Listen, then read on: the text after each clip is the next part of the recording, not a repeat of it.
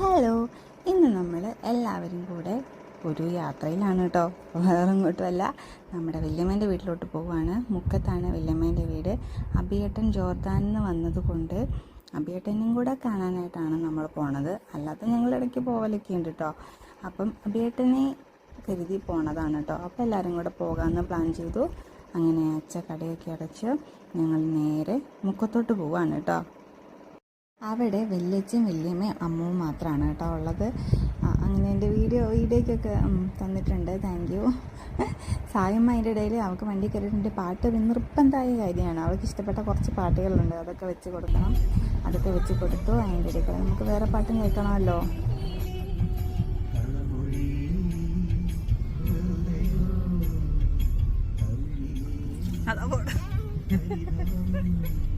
രണ്ടാളെ കയ്യായ്മ വെച്ചിക്കണോന്ന്, അതുകൊണ്ട് സായി തീർക്കില്ല.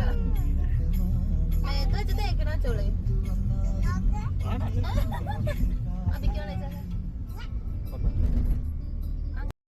ചില പാട്ടുകളൊക്കെ വെക്കുമ്പോൾ നല്ല രസമാണ് കേട്ടോ. സായിൻ്റെ എക്സ്പ്രഷൻ കാണാൻ. കുറച്ച് DJ ടൈപ്പ് പാട്ടൊക്കെ വെച്ചാൽ അവളിങ്ങനെ നടന്നത്തുള്ളും. ഇപ്പം കണ്ടില്ലേ, ഒരു പാട്ട് വെച്ചപ്പോഴത്തേക്കും അവളിങ്ങനെ നാണിച്ചൊക്കെ നിൽക്കും. മുഖം കൊണ്ടൊക്കെ പല പല ആക്ഷൻസൊക്കെ കാണിക്കും.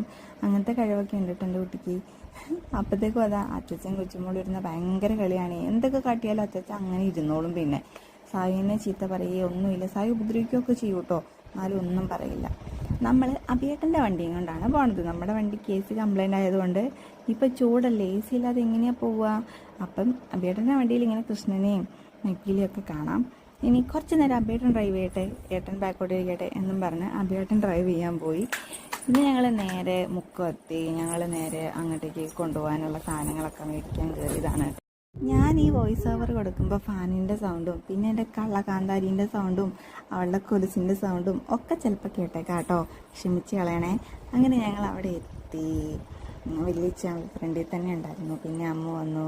നേരെ വലിയ ഞങ്ങൾക്ക് നല്ലൊരു വെള്ളമൊക്കെ ഉണ്ടാക്കി തന്നു, തണുത്ത ലൈമൊക്കെ ഉണ്ടാക്കി തന്നു. അബിയേട്ടന് കിട്ടുന്നില്ലല്ലോ. അച്ഛാ